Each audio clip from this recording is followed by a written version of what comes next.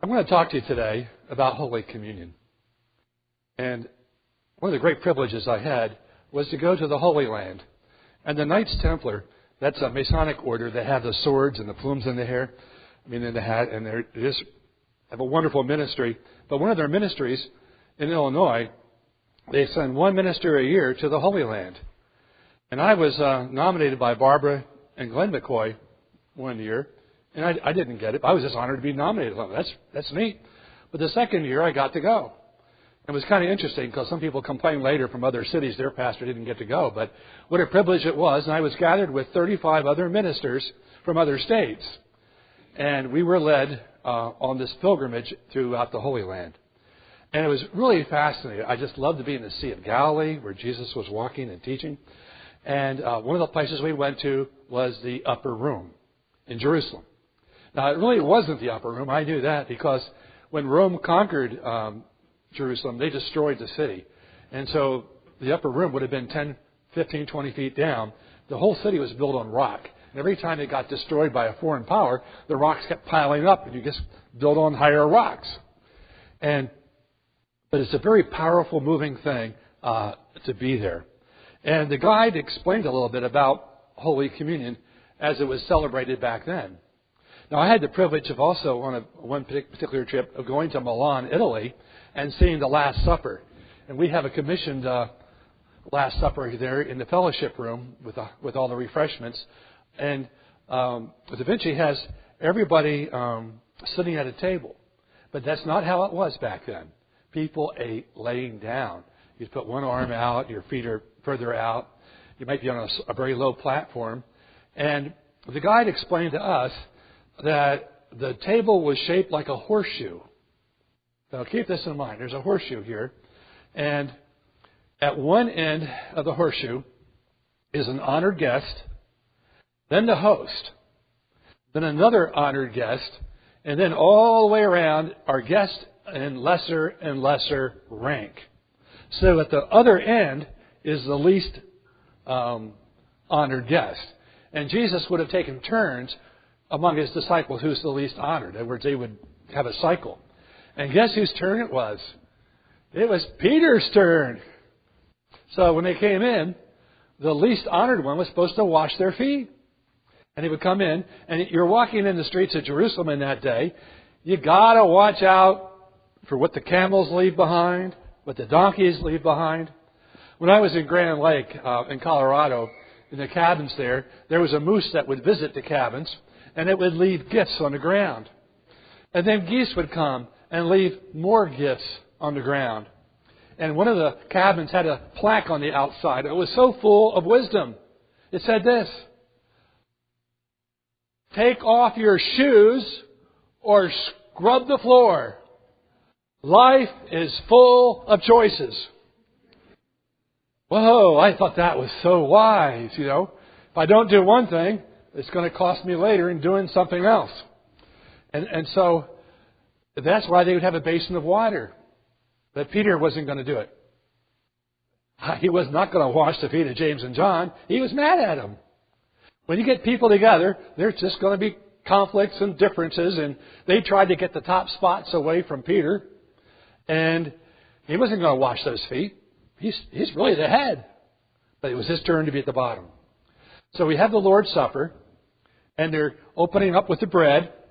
And Jesus gives a prayer.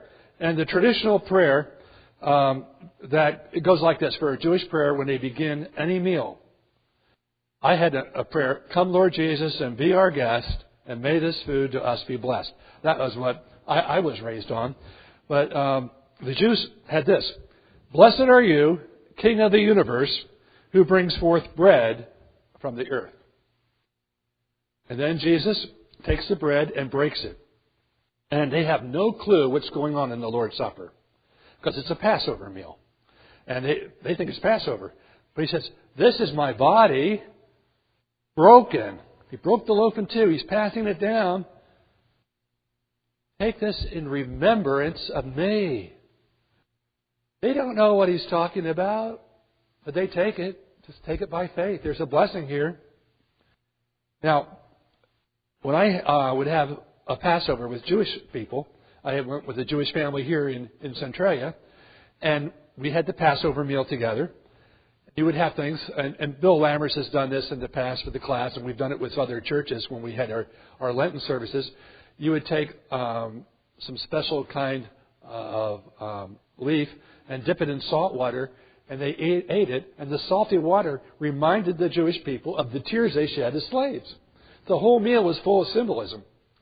And so they go through all that with the questions and answers, and then at the close of the meal, Jesus takes a cup. Now, the Jewish people, when they have the Passover meal, there's an extra chair for an extra guest, and it's not me or you.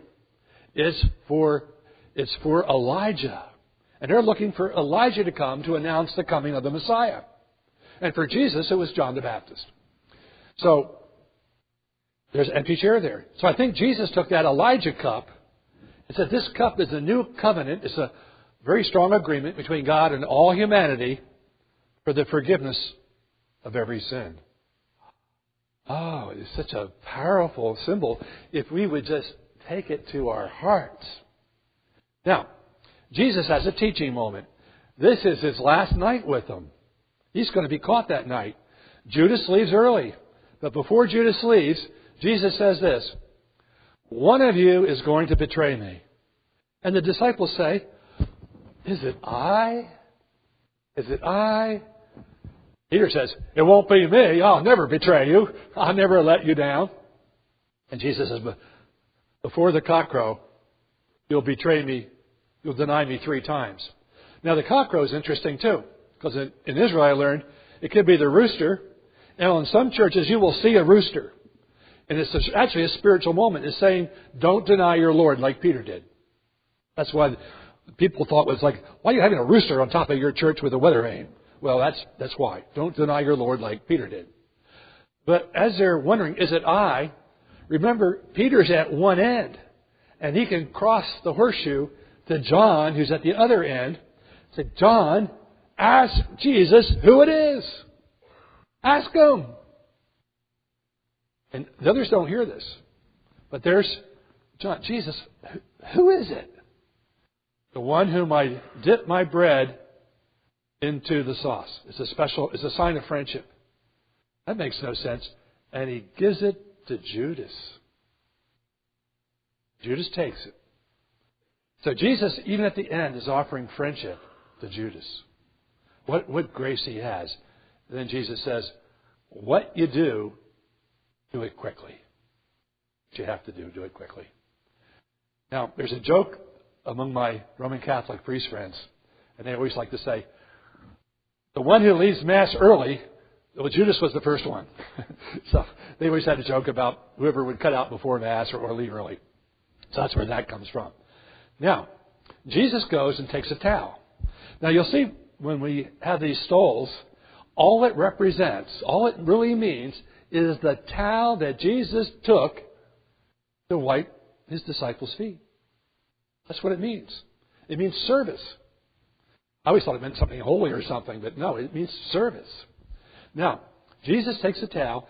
He starts with John, goes all the way around to Peter, and Peter was the one that should have done it, didn't do it. He's guilty. Don't do it to me. I don't need it. And Jesus says, yes, you do. And then Peter receives it. So in this time, you'll see that the disciples had problems with each other, because people are people.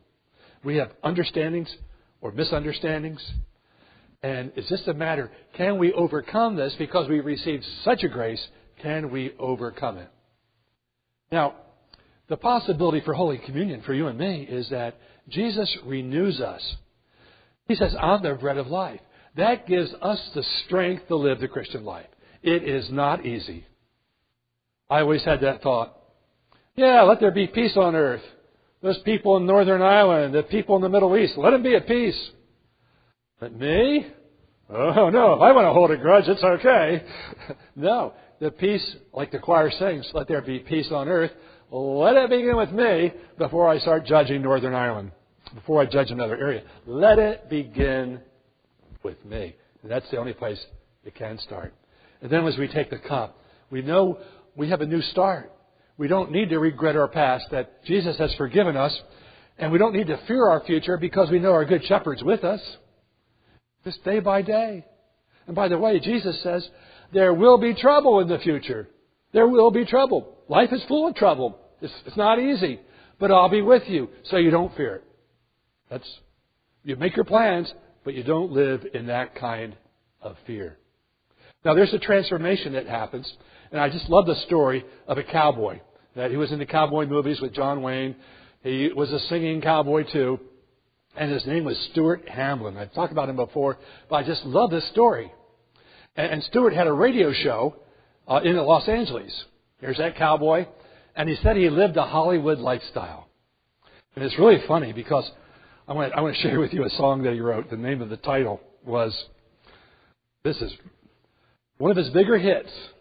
This is his Western singing. I won't go hunting with you, Jake, but I'll go chasing women. I got to hear that song. I got to look it up on Google and listen to it. That'd be pretty funny. That was his song. That was one of his big hits. So he's on the radio. People know him. In fact, a mountain lion got into the city of Los Angeles. And the whole city's in an uproar. Kids, watch out for that mountain lion. Don't go out on your bike. Don't go on the street. There's a mountain lion wandering around. And he was the one that went with his rifle and found it and shot it.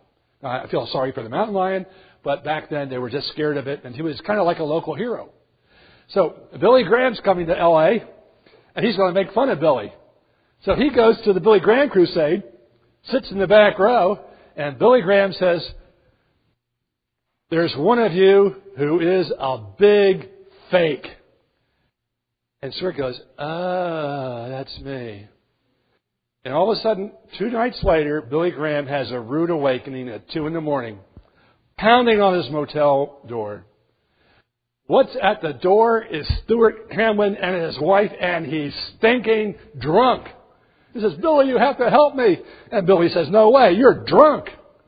Well, poor Billy, the guy stays with him from 2 a.m. till 5 a.m, but it stuck. And Stuart Hamblin turned his life over to Jesus. Now, when he cleaned up, changes were made. He refused on his radio show to let whiskey be advertised. He said, no. They fired him. Now, he was a songwriter, so he gave another person a song. He didn't do too well with the songwriting at first. He gave one, I got it here, Rosemary Clooney. He gave her This Old House. I never heard that one before, but that was one of the things he gave her. But he's at a party, and John Wayne's there. And John knew him from all the old westerns.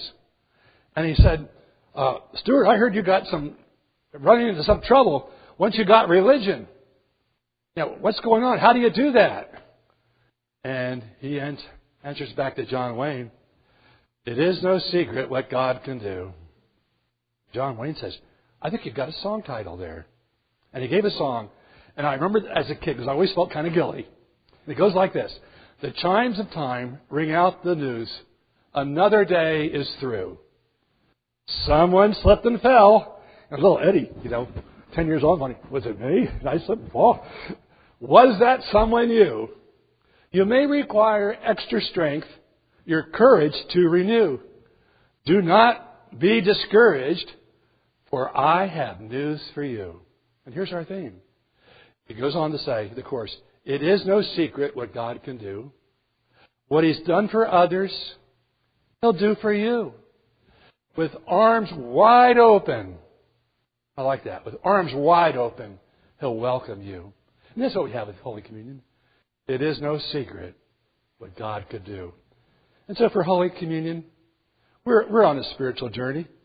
And some of us are not too far along the road, and other ones are great saints. But we're all on that journey. And it's no secret what God can do. God can do what He did for others. He could take a wretch, as the one who wrote, John Newton wrote Amazing Grace. He saved a wretch like me. John was a wretch. But He transforms us. It takes time, and it takes a church family. And I told the early church about Reverend Howard Self. And he helped put together our early service years ago when he was pastor at St. Peter's. And it was just really great. But when he was a kid, he was beaten with a barbershop strap till he was bled. And his parents were bad alcoholics. He was the lead singer in high school. They never went to a play. How did he become a minister? He had a church family that believed in him when his own family didn't. And it's like Philippians 4:13. I can do all things through Christ who strengthens me. As you take Holy Communion, it's not how good we are. We're not a museum of saints. We're a hospital of sinners. We take it. And the bread gives us strength. Strength to love, to choose to love, which is agape. And then also to believe Jesus, that we are forgiven and we have a place with Him now and a place with Him forevermore. That's our meditation.